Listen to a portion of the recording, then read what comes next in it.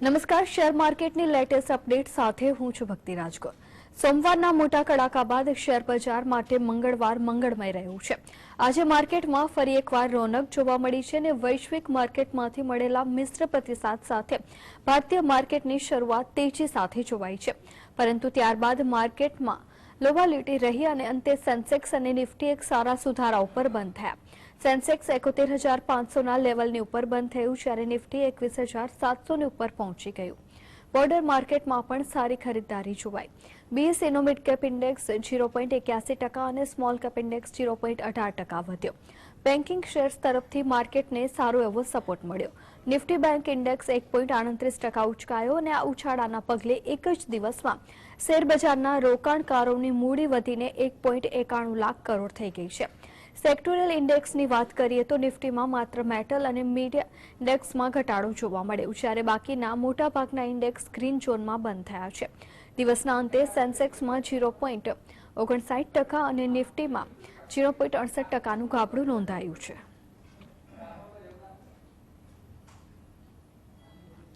સેન્સેક્સની જો વાત કરવામાં આવે તો તેમાં 482.70 નો વધારો નોંધાયો છે અને તેની સાથે જ 71,555.19 પોઈન્ટ ઉપર આજે બંધ રહ્યું છે। નિફ્ટીની જો વાત કરવામાં આવે તો તેમાં પણ 127.30 નો વધારો થયો છે અને તેની સાથે જ 21,743.30 ઉપર બંધ રહ્યું છે। હવે વાત કરીએ આજના હીરો શેર્સની તો કોલ ઇન્ડિયાનો તેમાં સમાવેશ થઈ રહ્યો છે, જેમાં 19.55 રૂપિયાનો વધારો થયો છે અને તેની સાથે જ 452.35 રૂપિયા ઉપર બંધ રહ્યા છે। યુપીએલના શેરની વાત કરવામાં આવે તો તેમાં 20.70 રૂપિયાનો વધારો નોંધાયો છે અને તેની સાથે જ 479.10 ઉપર બંધ રહ્યા છે। એક્સિસ બેંકના શેરની જો વાત કરવામાં આવે તો તેમાં 24.5 રૂપિયાનો વધારો નોંધાયો છે અને તેની સાથે જ 1,070.75 રૂપિયા ઉપર બંધ થયા છે। એસબીઆઈ લાઈફના શેરની જો વાત કરવામાં આવે તો તેમાં 31.60 રૂપિયાનો વધારો થયો છે અને તેની સાથે જ 1,467.60 ઉપર બંધ થયા છે।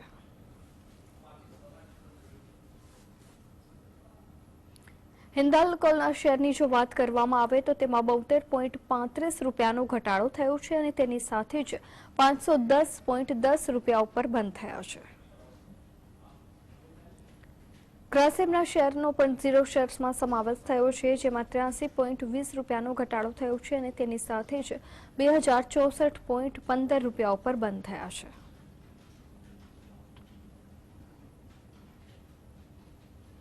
અલ્ટ્રાટેક સિમેન્ટના શેરની જો વાત કરવામાં આવે તો તેમાં 111.45 રૂપિયાનો ઘટાડો થયો છે અને તેની સાથે જ 9,852.40 રૂપિયા ઉપર બંધ થયા છે।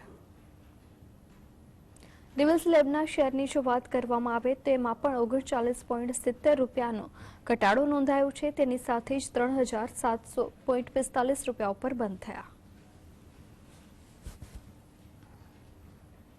માર્કેટના કારોબાર અંગે ચર્ચા કરવા આપણી સાથે જોડાયા છે સેબી રજિસ્ટ્રાર માર્કેટ એક્સપર્ટ પૂજાબેન। પૂજાબેન, આપનું સ્વાગત છે। આમ જોવા જઈએ તો સોમવારના કડાકા બાદ શેર બજારમાં રિકવરી જોવાઈ છે, જો કે એક તબક્કે વેચવાલી પણ રહી હતી, તેમ છતાં સેન્સેક્સ અને નિફ્ટી એક સારા સુધારા ઉપર બંધ આવ્યા છે। શું કહીશું માર્કેટની આજની જે આ મુવમેન્ટ છે તેના વિશે?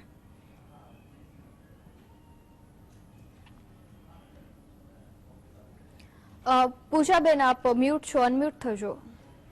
જી, બજારની અત્યારે જે મુવમેન્ટ છે એ જોઈએ અત્યારે તો એક રેન્જની અંદર અત્યારે બજાર અથડાતું જોવા મળી રહ્યું છે। નીચેની સાઈડ તમે જુઓ તો 21,600 21,700 પાસે આવે એટલે થોડું ઘણું બાય ઓન ડિપની સ્ટ્રેટેજીથી તમને ખરીદારી જોવા મળી રહી છે અને એ જ રીતે ઉપરનામાં જુઓ તો 22,000 પાસે જેવું જાય છે એટલે કે પ્રોફિટ બુકિંગ જોવા મળે છે। એટલે કે અત્યારે એક રેન્જની અંદર તમને બજાર અથડાતું જોવા મળી રહ્યું છે। જી ચોક્કસ। અનેક દર્શક મિત્ર આપણી સાથે જોડાયા છે। વર્ષાબેન, પ્રશ્ન જણાવશો? યસ બેંક હમણાં લીધા છે 30 રૂપિયાના અને જીવીકે પાવર લીધા છે 17 રૂપિયામાં, તો હવે શું કરવું? અત્યારે તો ઘટી ગયો છે। જી, પહેલા માફ કરશો, પહેલા જેવીકે પાવરની જો હું વાત કરું તો કન્ટિન્યુઅસ 3 દિવસથી એમાં ઘટાડો જોવા મળી રહ્યો છે અને અત્યારે હું એનું ચાર્ટ પણ જોઉં તો મને ખાલી એક ઓપરેટર બેઝ કે સટ્ટાકીય પ્રવૃત્તિ અત્યારે મને અત્યારે વર્તમાનમાં થઈ રહી હોય એવું લાગી રહ્યું છે. કોઈ ખાસ એવા ફંડામેન્ટલ્સ આના મને લાગતા નથી, તો હું કહીશ કે જેવીકે પાવરમાંથી તમારે એક્ઝિટ લેવું જોઈએ અને ઘણા જેવા સારા ફંડામેન્ટલ સ્ટોક્સ હોય એમાં તમારે એન્ટ્રી કરવી જોઈએ.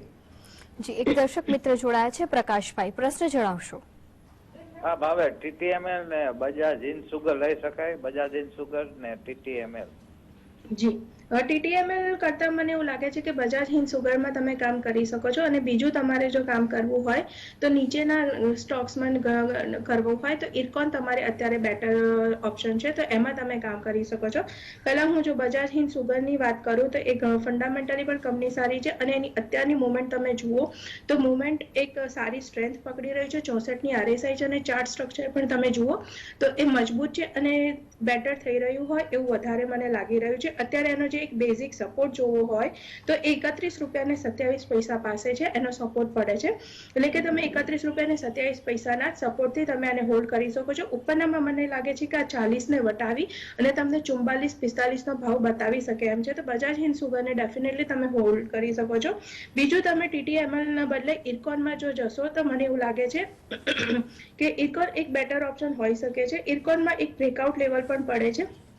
આજનો બંધ 210 નો છે, 234 ઉપર એ બ્રેકઆઉટ લઈ રહ્યો છે, એટલે કે શોર્ટ ટર્મ ટાર્ગેટ તમે 234 નો મૂકી શકો છો.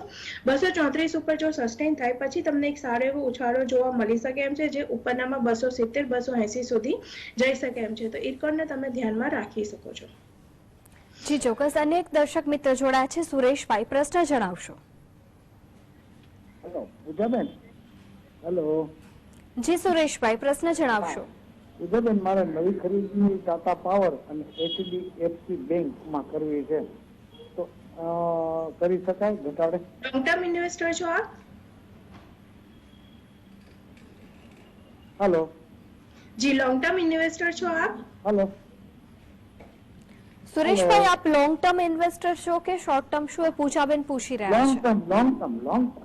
જી, લોંગ ટર્મની દ્રષ્ટિએ જો તમે HDFC બેંકમાં કરવા માંગતા હોય તો કોઈ પ્રશ્ન નથી. લોંગ ટર્મ ઇન્વેસ્ટર્સ HDFC બેંકમાં હજી પણ મને લાગે છે કે કોઈ નથી. જે શોર્ટ ટર્મમાં થોડો ઘણો ઘટાડો તમને જોવા મળ્યો હતો એ હજી પણ શોર્ટ ટર્મ મુવમેન્ટ્સમાં તમને ક્યાંક થોડું ઘણું નુકસાન કેવી રીતે જોવા મળી શકે એમ છે, પણ જો લાંબા ગાળાની દ્રષ્ટિએ જે રીતે તમે કીધું તો એ રીતે મને અત્યારે કોઈ ચિંતાનો વિષય લાગતો નથી. તમે ડેફિનેટલી આમાં નીચેના લેવલે પણ એવરેજ કરી શકો છો. જી પૂજાબેન, અનેક દર્શક મિત્ર જોડાય છે, જયંતિભાઈ, પ્રશ્ન જણાવશો. નેસ્લે ઇન્ડિયા આ ભાવે લઈ શકાય? જી, નેશનલ ઇન્ડિયા કંપની ખૂબ જ સારી છે. FMCG સેક્ટરમાં કંપની કામ કરે છે અને એનું પરફોર્મન્સ અત્યારે જોઈએ તો fundamental as well as the technically પણ ખૂબ સારું પરફોર્મ કરી રહી છે, તો એ પ્રમાણે મને ઘણું સારું લાગે છે.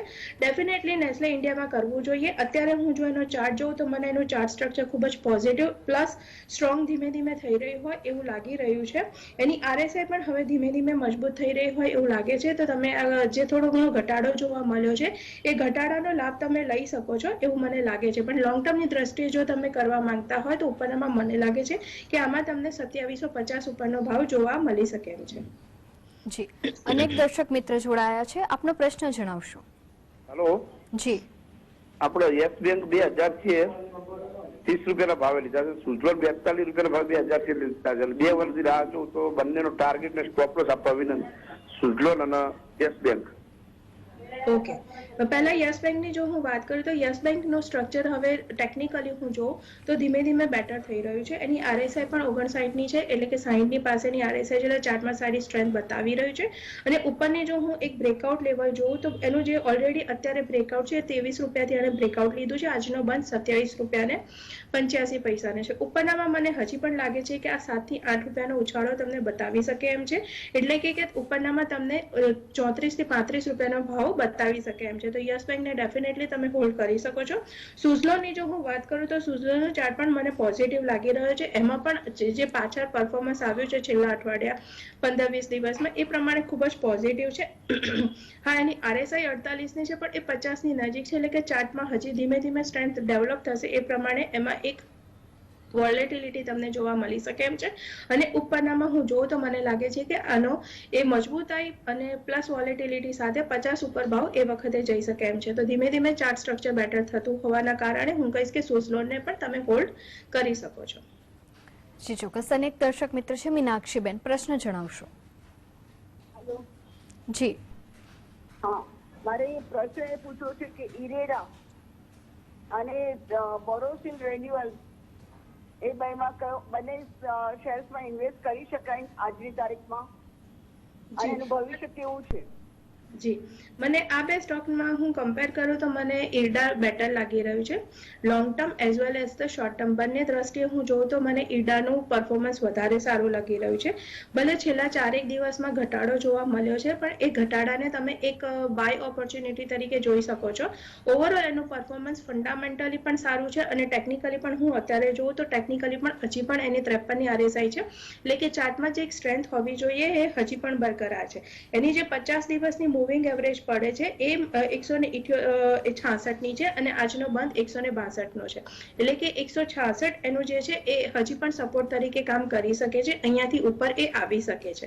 તો એ પ્રમાણે મને લાગે છે કે પોઝિટિવ છે. અને પછી હું ઉપરની ચાલમાં હું જોઉં તો 166 ઉપર મને લાગે છે કે 178, અને જો 178 ઉપર જો સસ્ટેન થાય તો ફરીથી એનો જે 190 થી 214નો ભાવ ગયો હતો તે ફરીથી તમને જોવા મિડ ટર્મ ટુ લોંગ ટર્મમાં મળી શકે એમ છે.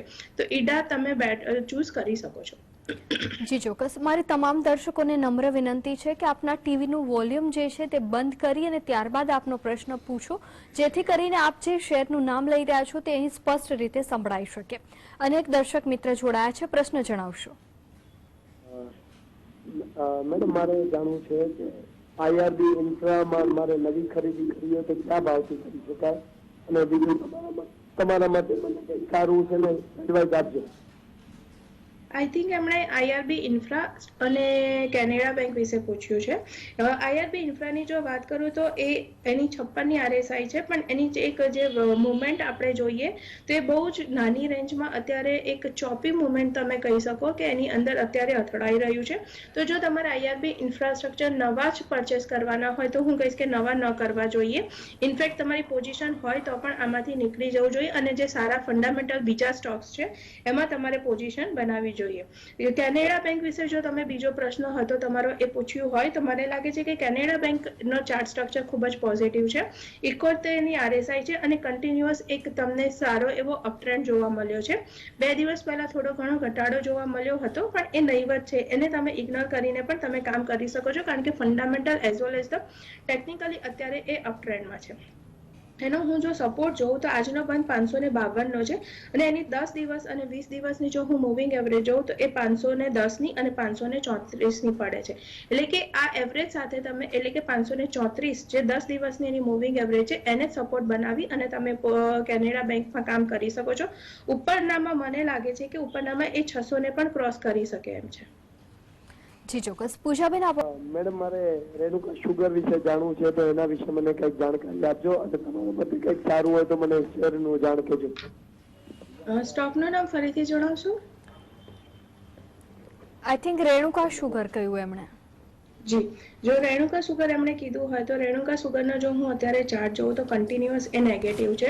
છેલ્લા 5-6 દિવસમાં સારો એવો ઘટાડો એમાં ઉપરથી જોવા મળ્યો છે. ઉપરનામાં 54 રૂપિયાથી એનો એક ડાઉનફોલ જોવા મળ્યો છે, અને આજનો બંધ 46 રૂપિયાનો છે. અત્યારે હું એની RSI પણ જોઉં તો એ 46ની છે, એટલે કે 50ની નીચે છે.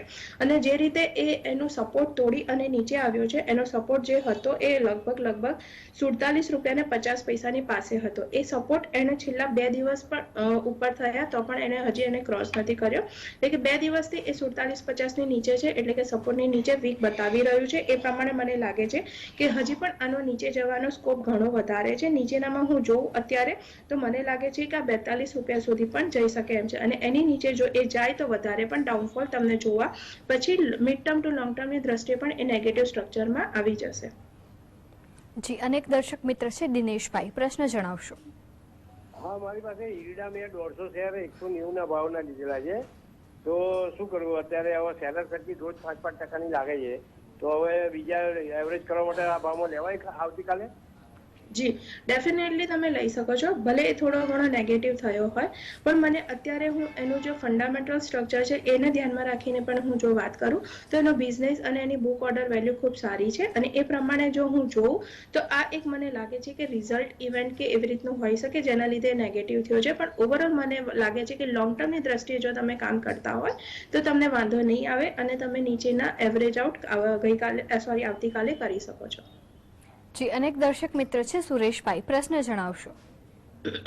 HDFC અને ટાટા પાવર બંને માટે પૂછ્યું હતું. હવે ટાટા પાવર માટે મને કીધું મારી પાસે 230 ના ભાવના પડેલા છે, થોડી ઓછી ક્વોન્ટિટી છે, એમાં મારે હજુ ખરીદવા છે તો ટાટા પાવર જ ખરીદવું અત્યારે ઘટ્યા છે ભાવ તો, કે એ સિવાય બીજા કોઈ શેર તરફ જવું જોઈએ મારે?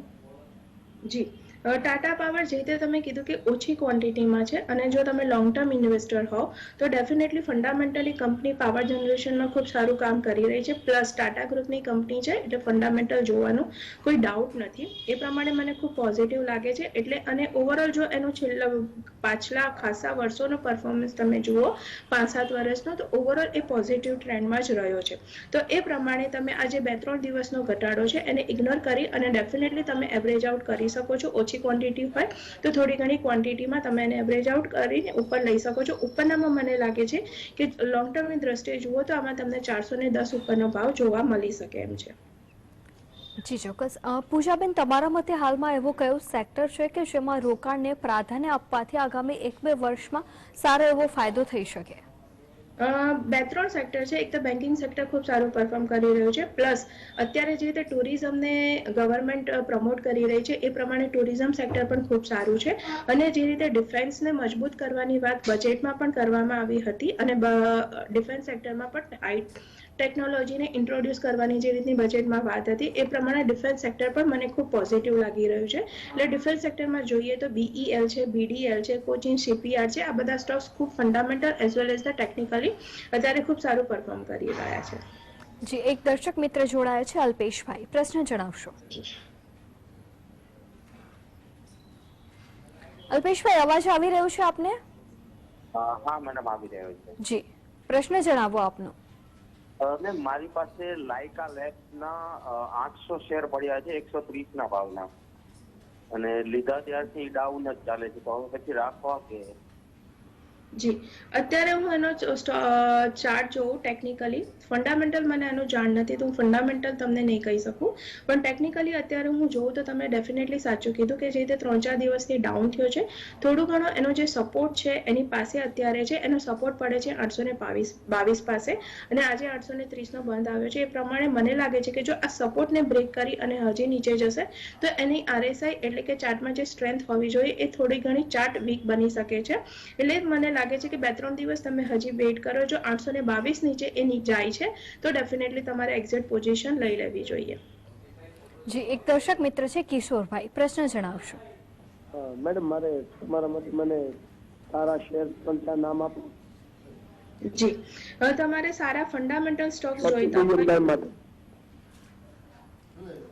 માફ કરશો પાછળથી તમે જે બોલ્યા મને ખ્યાલ નથી, પણ તમે સારા ફંડામેન્ટલ સ્ટોક્સની જે વાત કરી તો જો હું સારા ફંડામેન્ટલ સ્ટોક્સ અત્યારે હું જોઉં તો મને અત્યારે એક તો PNB ખૂબ સારો લાગી રહ્યો છે. બીજા નાના સ્ટોક્સની જો હું વાત કરું તો અત્યારે મને PLP ફાર્મા ખૂબ સારો લાગી રહ્યો છે. એ 134 નો છે.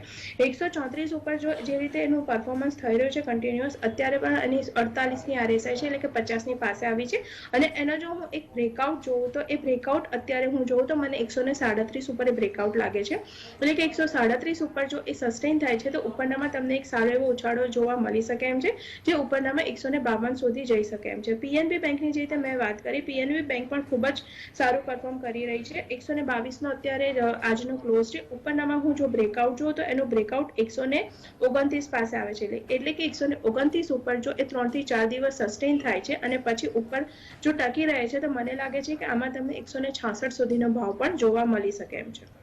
જી, અનેક દર્શક મિત્ર છે. હિતેશભાઈ, પ્રશ્ન જણાવશો. DCF સિસ્ટમ સાયન DLM આ ભાવે એન્ટ્રી લેવાય લોંગ ટર્મ માટે? સ્ટોકનું નામ ફરીથી એકવાર જણાવશો? લાગે છે કે સંપર્ક કપાઈ ચૂક્યો છે. પૂજાબેન, આમ જોવા જઈએ તો આજે ઘટાડા બાદ હવે આવતીકાલે માર્કેટ કેવું રહેશે, શું લાગી રહ્યું છે? સેન્સેક્સ, નિફ્ટી અને બેંક નિફ્ટી કયા લેવલે જોવા મળી શકે છે? જે તે મેં તમને પ્રોગ્રામના સ્ટાર્ટિંગમાં વાત કરી કે બજાર એક નિર્ધારિત રેન્જની અંદર અથડાતું તમને જોવા મળી રહ્યું છે, એટલે કે આજનો જે તે 21,743નો બંધ છે, તો હું એ રેન્જની જ વાત કરું તો લોઅર રેન્જ માફ કરશો 21,640 એક સપોર્ટ બની શકે એમ છે. 21,640 નીચે પણ જો જાય છે તો ઇમિડિયેટ નેક્સ્ટ સપોર્ટ એનો જે છે એ 21,550નો છે, પણ મને નથી લાગતું કે 21,645ને બ્રેક કરી અને નીચે જાય વધારે નેગેટિવ એ જોવા તમને મળે. ઉપરનામાં હું જોઉં તો મને લાગે છે કે કાલનું બજાર ઉપર વધારે તમને પોઝિટિવ જોવા મળી શકે એમ છે, અને ઉપરનામાં 21,820ને ક્રોસ કરી અને 21,900 સુધી એ ટચ થઈ શકે એવું બની શકે. જી ચોક્કસ. આજે આપણે જે સ્ટોક્સ અંગે ચર્ચા કરી તેમાં આપનું કોઈ કંપનીમાં રોકાણ છે? કોઈ સ્ટોકમાં મારું પર્સનલ હોલ્ડિંગ નથી, પણ મેં ક્લાયન્ટને રેકમેન્ડ કર્યું હોઈ શકે અને ક્લાયન્ટની પોઝિશન હોઈ શકે, તો હું તમામ દર્શકોને કહીશ કે કોઈ પણ સ્ટોકમાં ઇન્વેસ્ટમેન્ટ કરતા પહેલા કે ટ્રેડિંગ કરતા પહેલા તમે તમારા પર્સનલ એડવાઇઝરની સલાહ ચોક્કસથી લેશો. જી ચોક્કસ. પૂજાબેન, આપ અમારી સાથે જોડાયા અને આટલી સરસ માહિતી આપી તે બદલ આપનો આભાર. જી. તો દર્શક મિત્રો, હવે જાણીએ જ્યોતિષની દ્રષ્ટિએ કેવું રહેશે આવતીકાલનું market.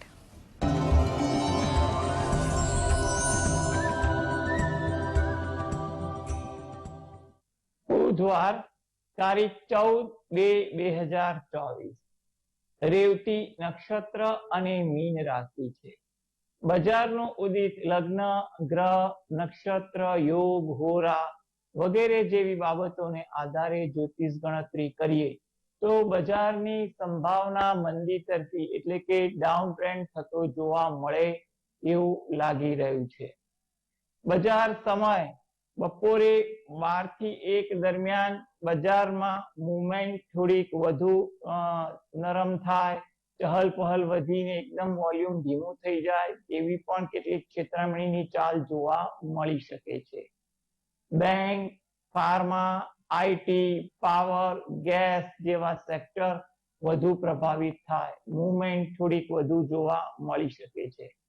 Silver, gold, natural ગેસમાં movement વધુ આવે, ચહલ પહલ વધે એવા પણ કેટલાક યોગ છે. રાત્રે 8 થી 9 દરમિયાન બજારમાં અચાનક મુવમેન્ટ વધી જાય તેવી પણ કેટલીક સંભાવનાઓ દેખાઈ રહી છે. એગ્રો કોમોડિટીમાં જોવા જઈએ તો ધાણા, જીરા, એલચી, મેન્થા, જવ જેવી વસ્તુઓમાં મુવમેન્ટ વધુ દેખાય, ચહલ પહલ વધુ દેખાય તેવું બની શકે. બપોરે 1 થી 2 દરમિયાન બજારની ચાલ જોઈ આગળ નિર્ણય લેવો હિતાવહ છે, કારણ કે આ સમયગાળા દરમિયાન બજારમાં ચંચળતા કે છેતરામણી વાળી ચાલ વધુ દેખાય એવી પણ ધારણા લાગી રહી છે.